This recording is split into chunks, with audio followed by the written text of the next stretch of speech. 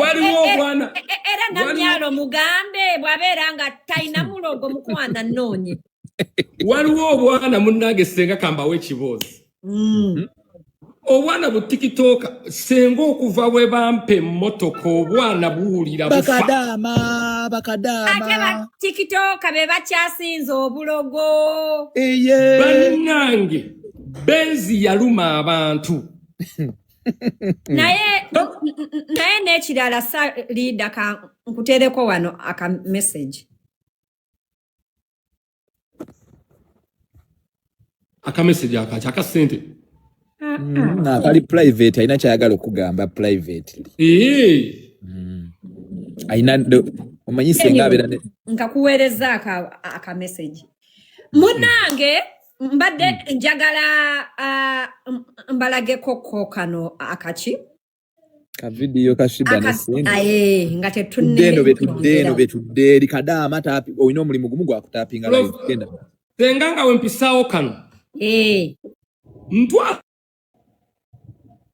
omukisa okugamba ba TikTok abawulira nti mwagala true leader mu mulabe mbwakondagana eranga ndiwo kubajjukiza a lot of my enemies are dying slowly by slowly njagala okugamba ba TikTokers ne ba bloggers are getting out of power mweze mbabulira munekwate ngamba ba TikTokers ne ba bloggers tewabulabye bukajjajja tobwedda true leader wararararo muba mwetenda nti ndi mulogo nze ndi musambu ogutambula nabagamba nze si yenze ddogo yenze muzimu omusambwa senga nze muliko dizange tiyalianneebyemu nyabingi yenze jinni olazala kinanagira gwonanagira olaza ekinanagiza senga kankubuulire ntwala omukisa guno nga ndi kulayivya senga I don't do witchcraft. I am the witchcraft. You are the witchcraft. Thank you.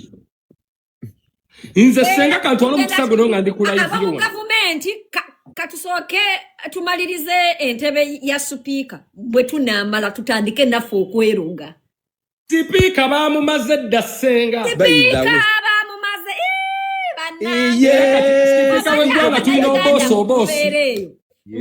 ngabagamba twabagamba Museveni si afuga Uganda ne muloza kati agifuga temumulabi oda ni naye ate tumwagala bityo president yasanyusiza ntwala omukisa guno gamba ba TikTokers ne ba bloggers nti nga temunna gloza temugenda kunsasi ku true leader nze ndi dogo kuzeke nyini yes tewali yali ayimiridde mu kkubo lyange nampangula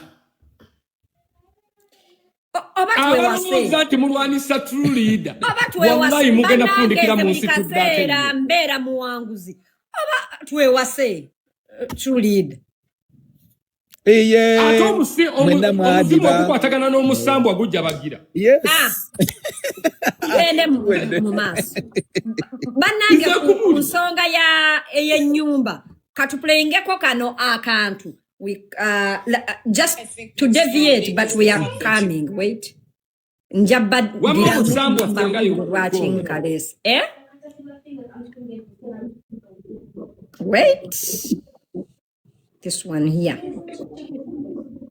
this is a debate between Shiba and Cindy bali muzi debate zabwe de listen very carefully each and every word.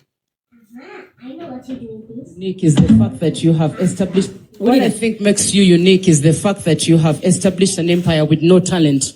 That's what makes you unique. We are all here because so you believe I have a talent. No, you don't. Wait, let's go back. What I think makes you unique is the fact that you have established an empire with no talent. That's what makes you unique. We are all here because so you believe I have a talent. No, you don't. I just said you don't. But no, okay. No. That's not what I wanted. But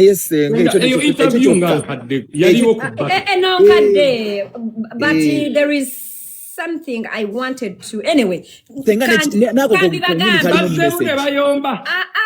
Antikati babu komyawo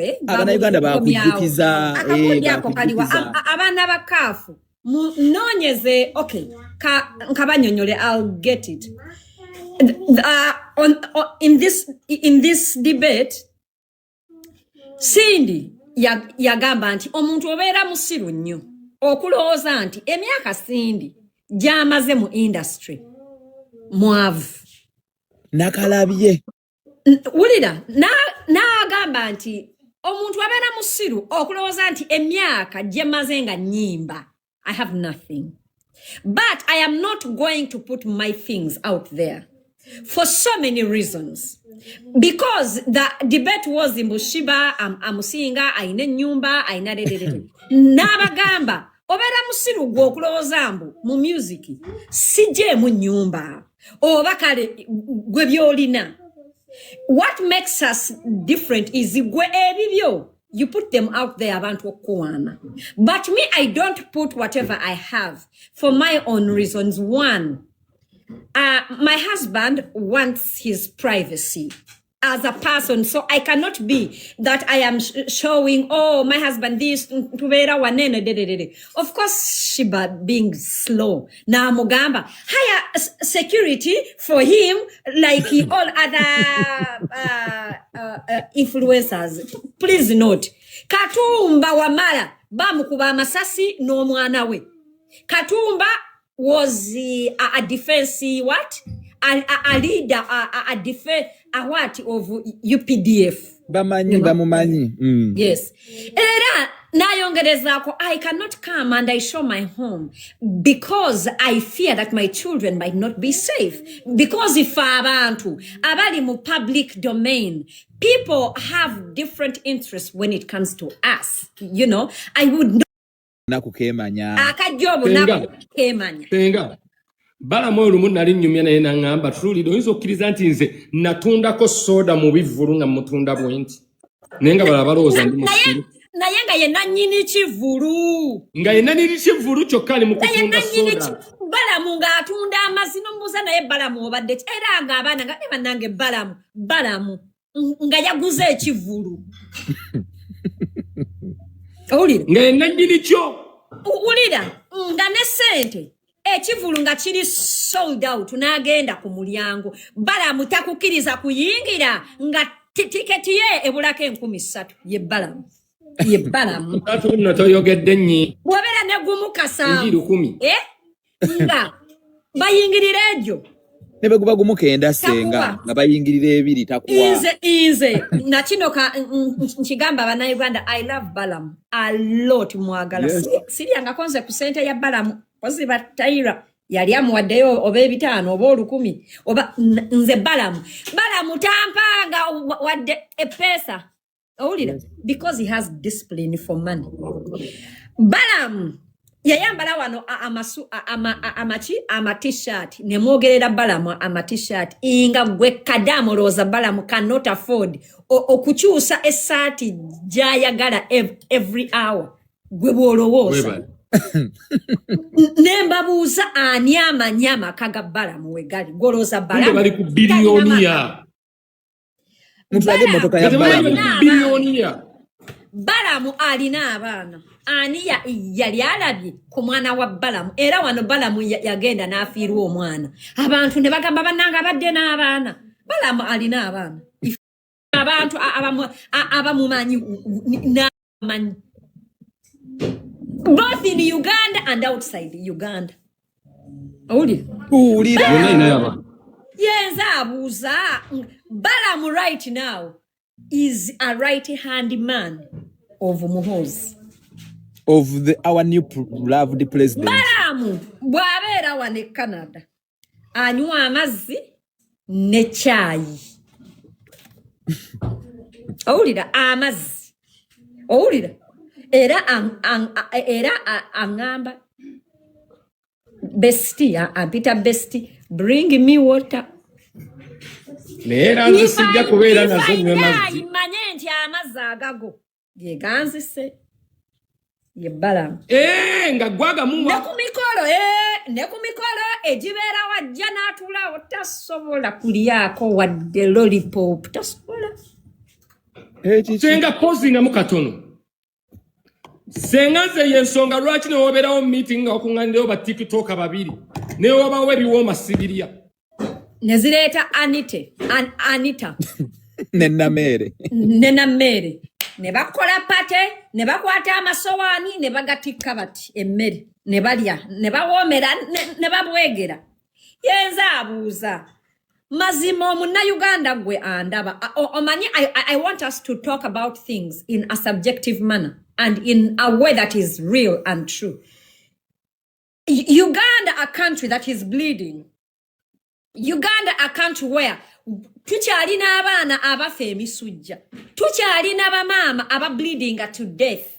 Tukyalina maama azaala n'akozesa ebigoyi. N'ebusoga envunza zibaluma zikyabaluma. Everything. Mazima gw'omuna Uganda. Is it right a Speaker of Parliament to parade a house like Anita did? Mazima. Rolls Royce. Ate nno yagenda n'asuula step emu.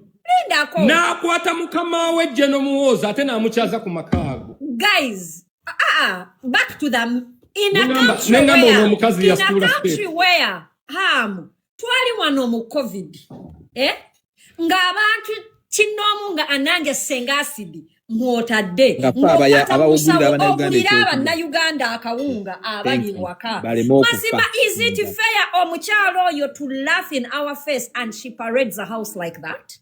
Please note, omukozi wa government is one person that has to be that has to live a minimal life.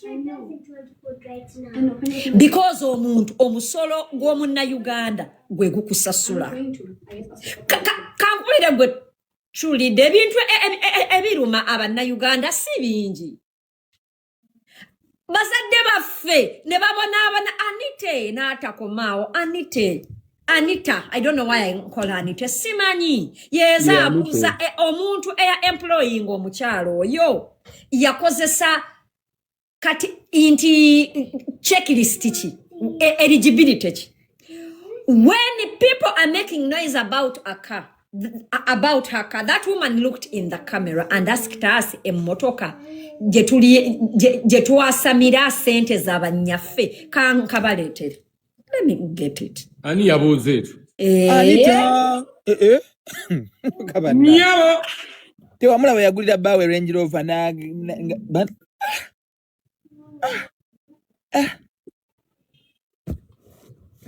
Mulinde. Ndeke senga blog oba muntu actually SengaAcid sina blogger. Temugenda kuddayo kufuna teacher nga SengaAcid lwakuba temutegeera. Professor by the way temugenda kuddayo kufuna professor mulala nga SengaAcid. Then chibabu kijja batwalire ebbanga naye temulina magezi na Uganda. Abana Uganda. Mbaletera ka video. Ya tugambye. Emotoka sente siza banyafe. Are you sure Anita? Are you sure sente siza banyafe? Jeno Muhoozi jubanange Jeno Muhoozi nze simanyi byenkwagala kati biri simanyi nakumanya. PLU iju kuntiko kadaga juba idha waba soka mubamanyira. Nega mbabulire mmwe. Nze kambabulireko. Wali mu parliament. No nagamba parliament. Bought by your mothers. Why is it when you hear Anita has bought this is when you start making noise? Was the Rolls Royce bought by your mothers? Why is it when you hear Anita has bought this is when you start making noise? Was the Rolls Royce? That's our leader. When we are asking, how can you buy Anita okola mulimu ki? You to be able to afford that car. Omanyi Anita kye yakola ekikyamu.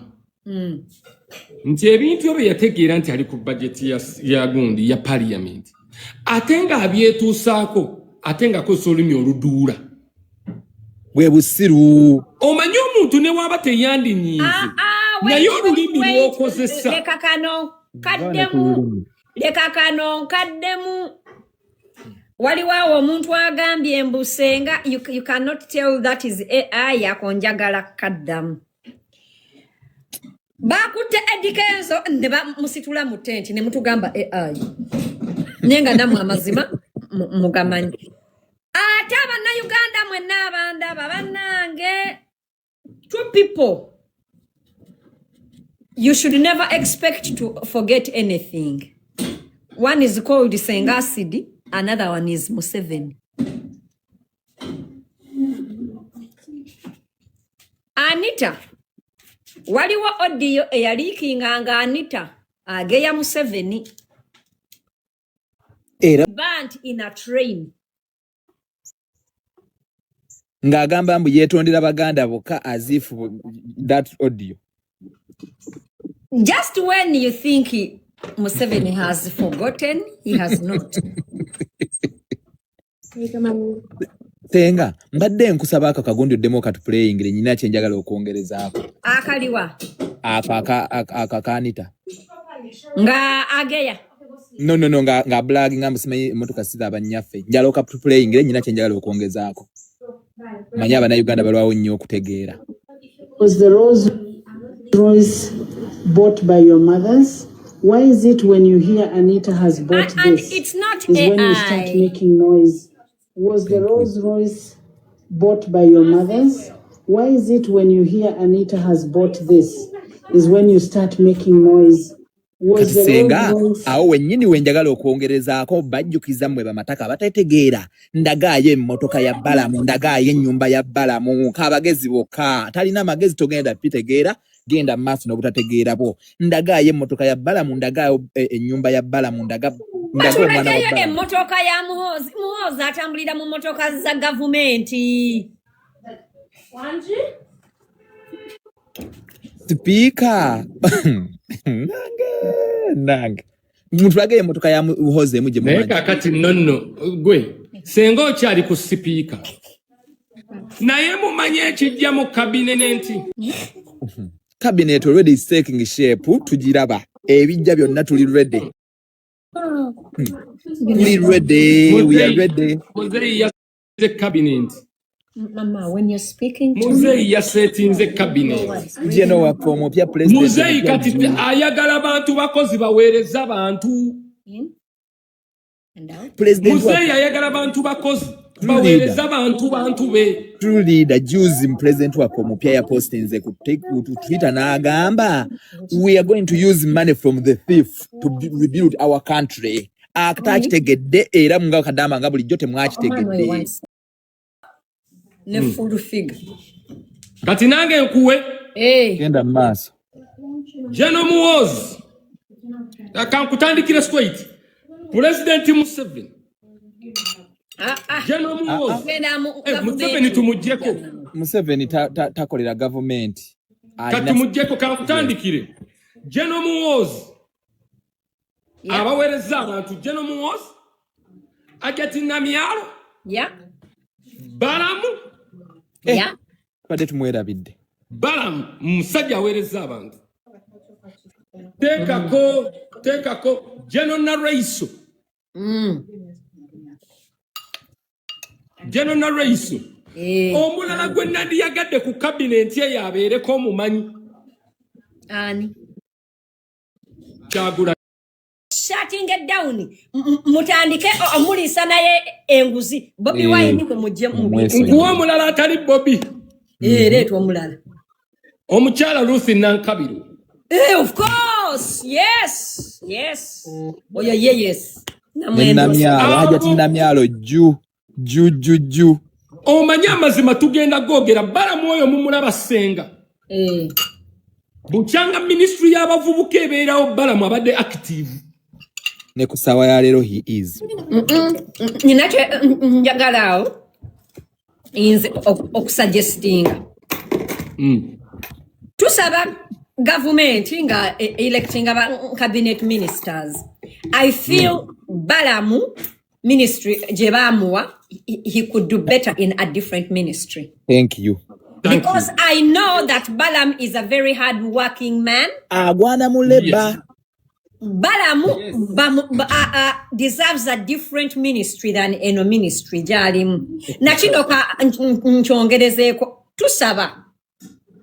when it comes to ebintu ensonga z'abaana tusaba if possible batuteerewo omukyala tusaba. Thank you. Tusaba. Naye Senga tetwalina ko omukyala naye kola ebyekisiru. Linda katono Senga tetwalina omukyala ng'akola ebintu ebyekisiru. Namyalo! Namyalo. Batuteerewo Namyalo! Mama w'abanaku. Yes. Yamanye ebituluma Namyalo ye maama Namyalo ye mukyala. Batuteerewo Namyalo.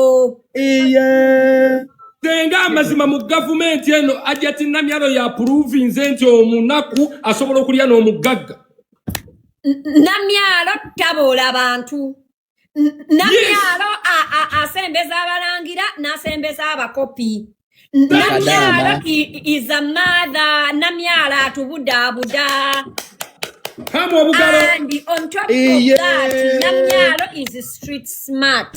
Yes.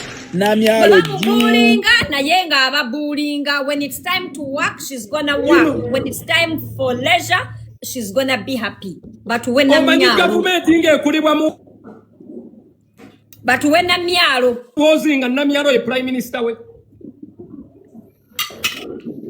By the way, Linda katono president wa form pia tubadde tusaba ofune vice president ne prime minister abapya. Kirala. Kakati soko ndeko ham. Ndeko bamada. Aye bwayinza obutadda naye si mububi. Waliwo agali mu nkuubo nno. Togogera. Kanga sirigire Senga. Ate baana mwenze mundabira wano mpunamye naye mpunamidde bingi. Ensonga eno nabadde nagyewaze baana mwe naye mwe baana mwe. Ekindi in my head and in my ears. She's boiling. We kunyumiza ki Senga olabye comment abana zibatandisa okuwandiika. Muhozi for presidency Namyalo for prime minister. Naye nga kyemuba mumanya omukulembeze wa Uganda omupya taata Nsensewusi. Yes. Senga omukulembeze wa Uganda omupya yani? General Muhozi. Senga prime minister muwaddani Namyalo. Ukutidde government yebegenda okutunyumira tujaga. Tugenda mu nsi nsuubize mwe bakadama gye mwasabanga mukwano mugenda jiwulira. Nga yatusedda. Weddugu aba yafudde dda naddamu n'afa. Kadama andaba mbadde nkusaba okkirize nkulageko ku status za Balamu. Senga ne kano katukayiseewo mbadde nsaba president omupya. Namba ya Balamu deka njikulage. Senga tubadde tusaba president omupya Cinderella Sanywa mutuweereyo ekifo mu government. Because she deserves it. Mwesonyiwe Cindy. Senga Cindy deserves a powerful position. Senga singo mbadde kumpi mbadde ngenda kutwalako kachai kuba oyina government gy'olonze girabira ddala. Yes. Nsirise nkuba akafaananyi ndabira ddala mu Uganda bagenda okweyaga. Okitegeera ekintu ekyo? Bali awo bakola ki? Gwomanyi government nga Muhozi ye president nga Namyalo ye prime minister. Mukwano. Yes. Tubeera Uganda ebegenda kulaakulana. Nga SengaAcid ye Minister of Justice. Ogitegeddeeyo. Njagala bwa speaker boss. Mukwano nedda ogwana mu justice. Njagala kifo kya Anita obadde otya. Ogwana mu justice. Anyway. Njagala kifo kya Anita obadde otya. Sovereignty bill. Mujiwulira sovereignty bill. Senga kukuba akama. Omanyi sirina byamanyi siri Canada. Tori kabada kolera abantu. Bannange njagala Senga nkubuulire aba abadde bagezaako okunjawula ne Muhozi. Muhozi afundikidde agamba true leader you can manage the youth.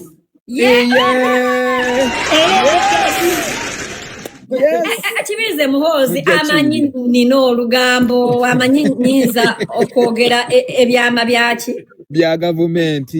Okay, you can manage the ministry of the youth. Zino status za Balamu. Mbasomere. Somere.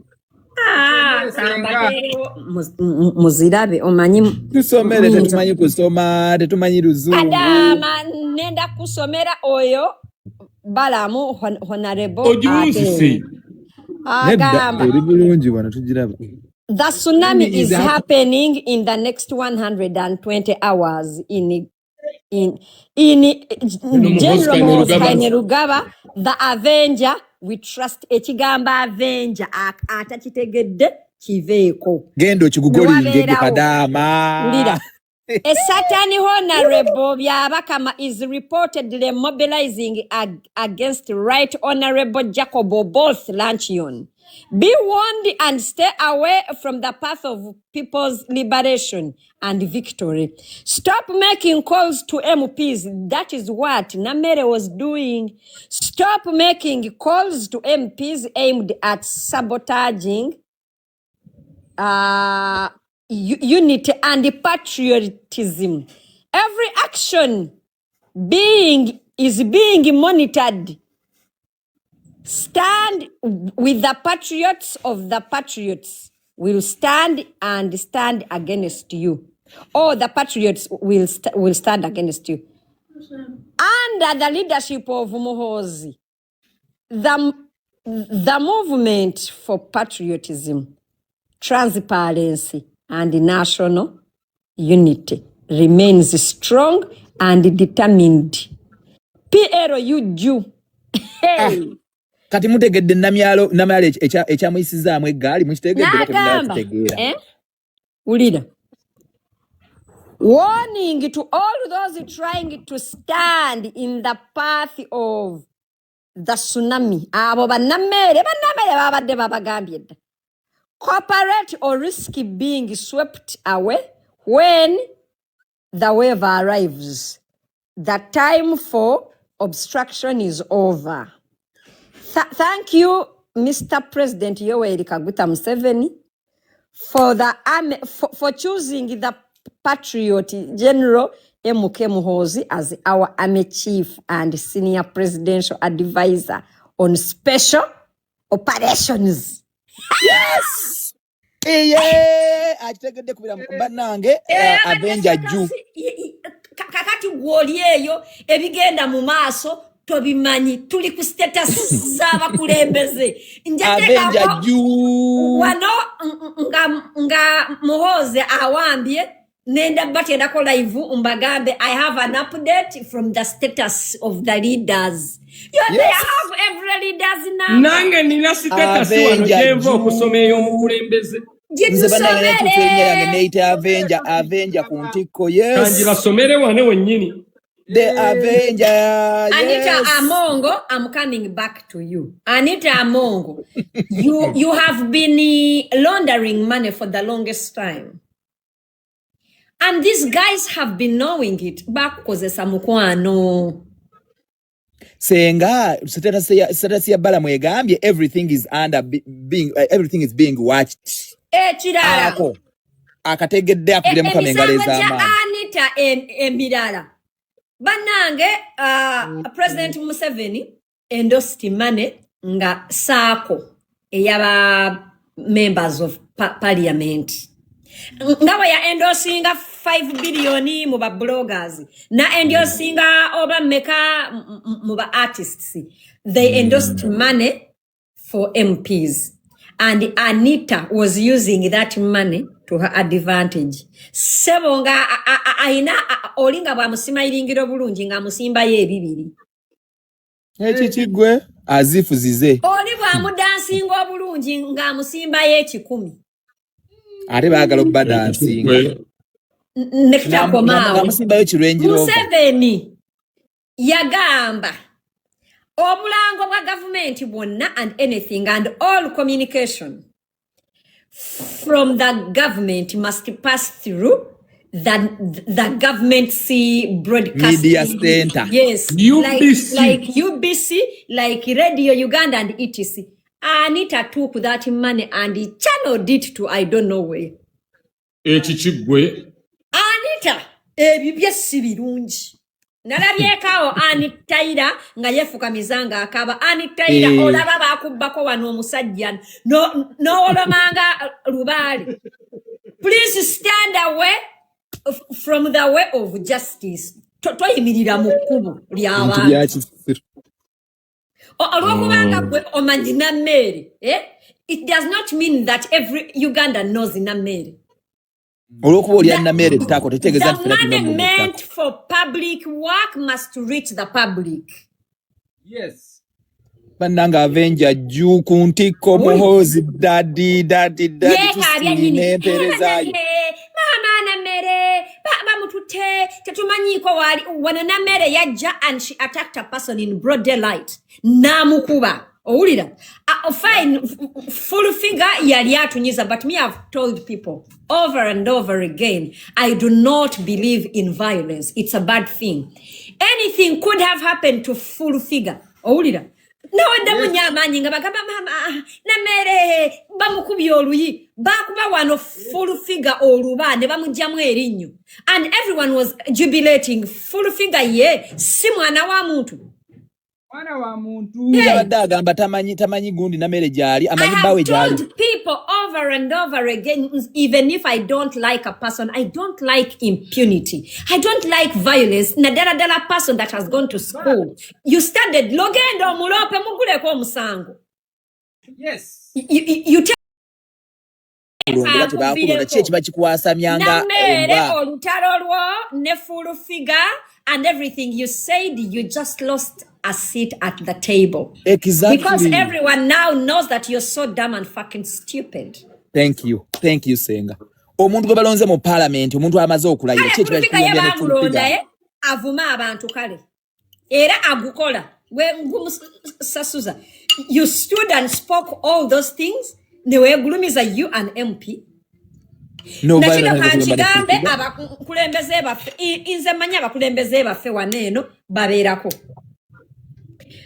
President Museveni, ba Speaker of Parliament, manya ba Prime Minister na mwena abatuwulira. We want leaders to be exemplary. Tukoye ba leaders ababaka abakulembeze abawemuzi abambala obubi nga muvumirira obubbi n'obukumpanya ne corruption. We want people of good moral standing. Thank you. Yes. We want leaders of good moral standing, because there is nothing Nammere is going to teach a young Ugandan. Agenda muyigiriza lya enguzi wekaze owemula abantu. Take the law into your hands.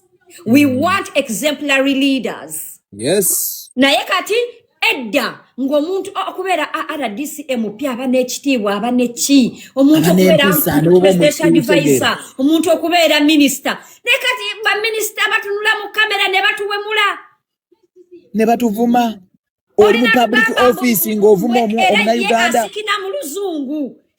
Ebyo ebintu bannange birekeraawo. We are tired. Oli bwabikola mu firing. There has to be a disciplinary body that calls these guys into check. Thank you. Because yabana aba Uganda abencha balabira kuba kulembeze. That is why today Anita found it so simple kujja na basente zaba na Uganda, because abantu abaliko before her bali babbi. Ati nafuna confidence nti buzambuza abanyoko. We need exemplary leaders. Ngajje no muhozi tata badisciplining bateke we bajja. Yes, disciplinary committee must be there mu parliament. We need exemplary leaders. Yes. Chimala. Jeno muhozi juu Avenger juu. Buli muntu ali atunuzamu kamera. Nawe mulaba na Uganda nayogera ebigambo ebitasaana. Ngali mu government. Awebweko disciplinary action. Yes. Banange twagala okwawula between ba chokola ngaffe aboku TikTok ne ba minister. Thank you. Thank you banange Senga. We can't be the same. Thank you so much.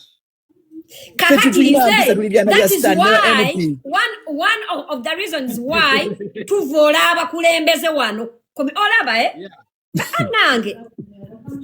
Banange, I'm why communicating. One of the reasons why tutuula waneno netuwebula abakulembeze is because abakulembeze lowered themselves to our level.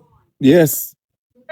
We need abantu inti edda banange hamu edda nedda ngoyinza okuvuma minister nga bannange weeyitaaki wanda kumwogerako ekigambo okitegeera olaba nasikali wa Museveni nga tosobola but right now TikTok yajja bakola mu video ne batukolera mu video ne batuwemula ne batubuuza sente ya nnyoko twagala abantu abakulembeze buli muntu nga mukulembeze bwajja n'ayogera ebigambo ebitasaana disciplinary action must be taken.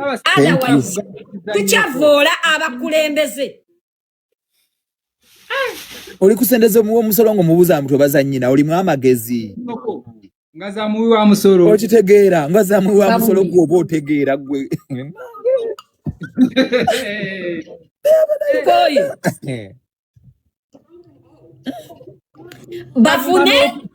bafune abantu ababoogerera SengaAcid ba Junior Barama at least bo tuvuganye nabo ku level yaffe okitegeera naye president omupya agenda bakolako omukulembeze waffe omupya agenda bakolako. I know that for sure. Newunyanti Anita could exchange with Kadaga ebigambo netubiwulira. Can you imagine? A sitting speaker. Kubavola nga bagamba mbwe era tebalina mpisa. The leaders are not respecting themselves and us. Senga okimanyi nti Kadaga okuvala yava mu government abadde private citizen nakino kambuuze bannange twalina omusajja nga speaker nga bamuyita sekandi temumumanyi twamwerabira bannange obudde era Senga yali speaker sekandi yali speaker yali vice president oba prime minister yali ki endoza yasoka kubeera speaker then nabeera either vice president oba prime minister abali mu comment yali ki oyoga mutubuulire sekandi yali ki yali prime minister Senga yali prime minister ye position ya kuma okay yaliko speaker then yaliko speaker yaliko vice president and all that njagala mumpeyo lunaku lwe mwalaba sekandi ng'ayambadde engatto ey'ebbeeyi yabeeranga ku mikolo nga yeezinira amazina ge ng'atuula n'asumagira ne kati musajja okusumagira sinti yalinanga otulo otunja yakulozinganga amaaso ge nga waliwo ebintu byatayagala alabe era ye abo mbuuza gundi omulabye nga gamba I was dozing. Mwali mulowooza musiru I was dozing what? Mwali mulowooza musiru yali musiru ne zireeta amongo ekisooka nze we nalabira nti amongo tasobola era nti her time is coming weyatandika nkweyerusa you cannot hold an important office and you have time to bleach. Ekisoboka mara vice president gwe bali bayita speech yoza Wandera Kazubwe nga n'akaviiri alina nkanakange Senga current vice president ayambala bitengi ate bino ebyalayisi mulowooza musiru mukazi mukiga mulowooza musiru current vice president wammwe bamatako nembagamba nti Abannayuganda ekisooka we are going to have a coup d'etat wandikaawo atakitegedde nenda kukikubulula. Yes, there is a coup d'etat that is happening in Uganda. It started already. Neda Senga, I don't think it's a coup d'etat. It's a transfer of power in a Ugandan fashion. It is in whichever way. Tebakitegedde bakiwandiise coup d'etat mu Luganda. Najja Omwana wandise kuufudde. Najja nembagamba nti Muhoozi is going to ask the father to step down. Nakibagamba oba nedda?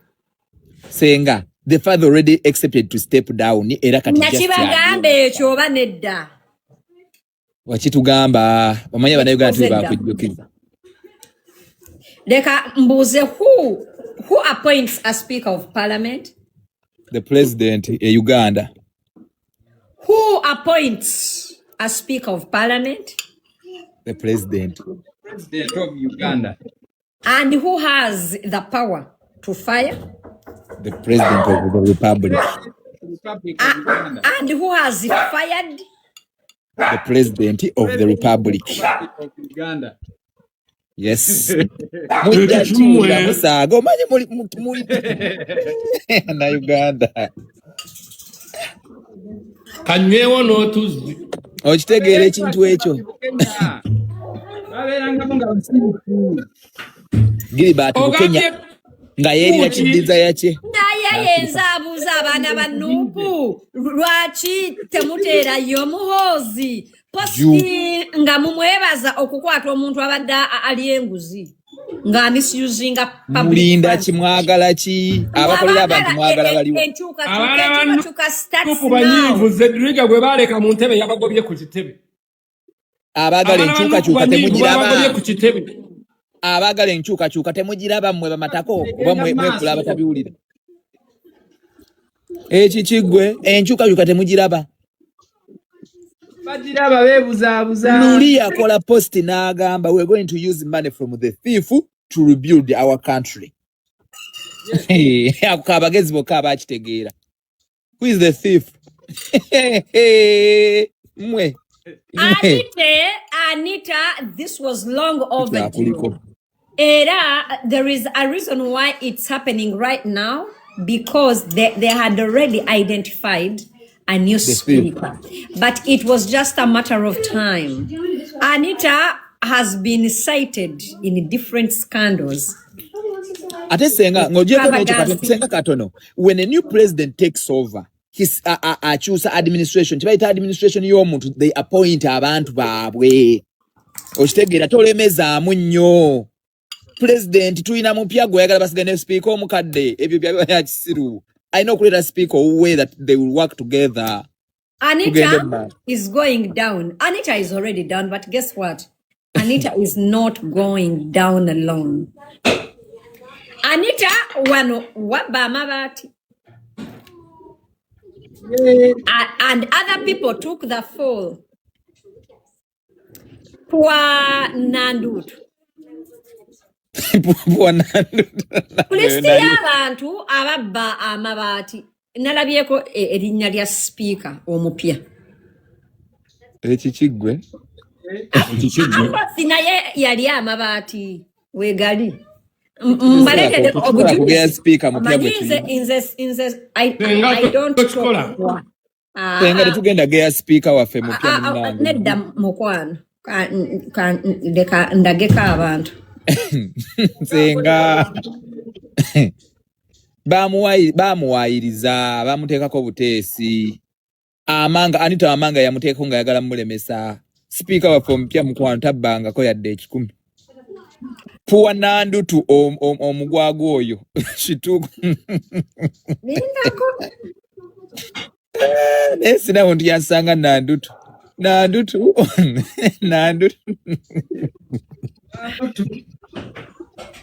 No, era by the Nandutu n'amanga tebalina njawulo kubanga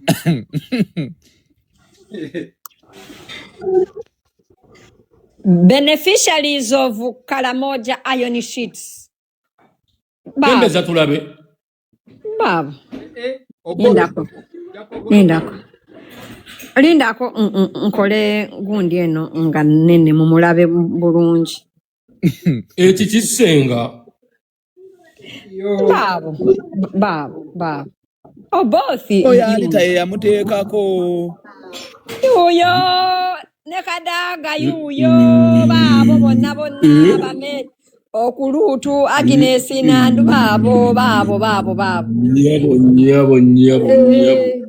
That is why I'm telling you. Banange yenza abuuza. Uganda, when they are appointing people, what criteria do they use? Senga professor nitu bino bijjeewo. Reliable sources. Uganda bangamba dambu nesonyiwe ensonga za Uganda. Ate kati nze njogere kuki in Canada we don't have scandals. Mukitegera. Mwagala tukole ekitusikanga tufudde mutuwe sonyi. Can I please have some warm water? Yes. List yeyo or both yalabikiddwako ku list yeyo. We hope it will be different. Naye nga gwe Kasodda ndaba ekijja si muntu.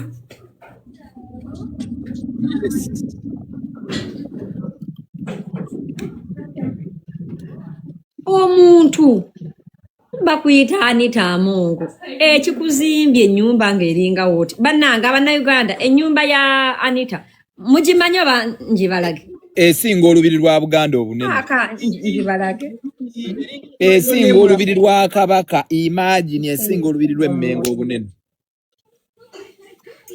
ate n'agifrontinga n'agiteeka mu kamera n'ayita bannama n'ayita ba blogger ofanga tebakuyisa Amongo. Let me get you that house. Erina street lights ziringa za America. I know rujja nkanangoba nga machinge yonna. Nga America eggulu ng'oli omukazi yatugamba nti muggulu waliyo ekiyungu nga kinene kiringa a nation. Olujja lwa Anita Amongo it's like a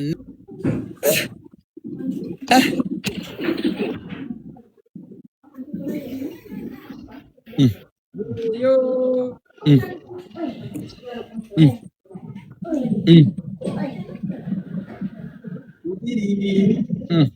Mugiraba? Singa lubiri lw'Uganda lwa Kabaka. Esinga olubiri lwa Buganda. Mugiraba? Uganda, is that what we deserve? No. Is that what we deserve?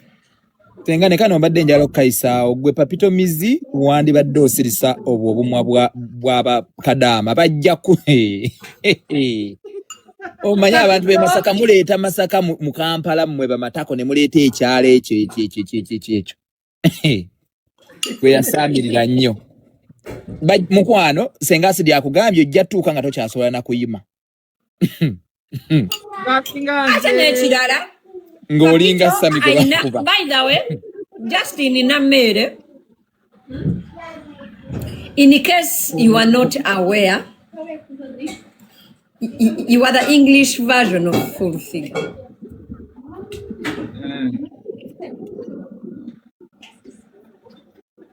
Ate In Papito case it's taking you long to process, you are the English version of full figure.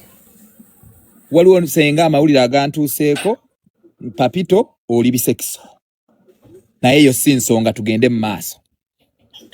Yogera tori kolera Nze abantu nkiyisizaawo nkyali mukola verification naye Papito namere olinayo bajja bo nga omukazi basajja. bamukutte Papito n'akaaba mukwano ogenda kutuuka onoonye omusino nga tokyagulaba nga baagujjamu ate ng'akyali mukyalawo. First of all, your wife is power hungry. Ogenda tuuka ojja kwebuuza lwaki abasajja baayogeranga ennyo baasibika. Thank you. Oba balina okwogera ennyo tebaayogera. Buuza muganda wa Besigye tuli aguma nabo.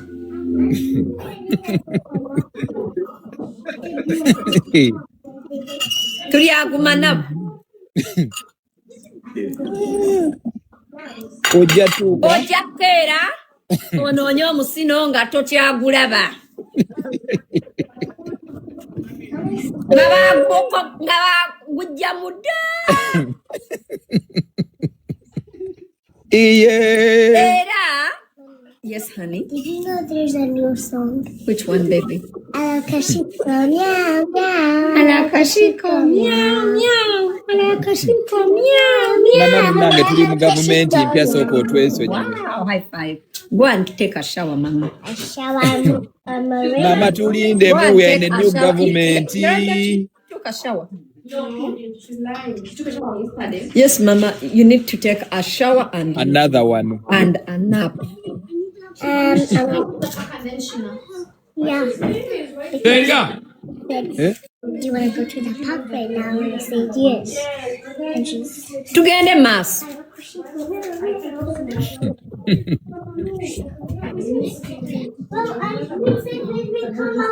Otulinde obadde olina obadde oyita Senga. Ate buli muntu abadde ne kyaliwe nga bamusuubiza ssente ng'akalulu kawedde abasinga babawadde ssente. Anti okulayira kwawedde ekikigwe Abasinga babawadde ssente. Anko Kaisuku tukunoonya. Tunoonyeeko diyali. Ez'emmotoka.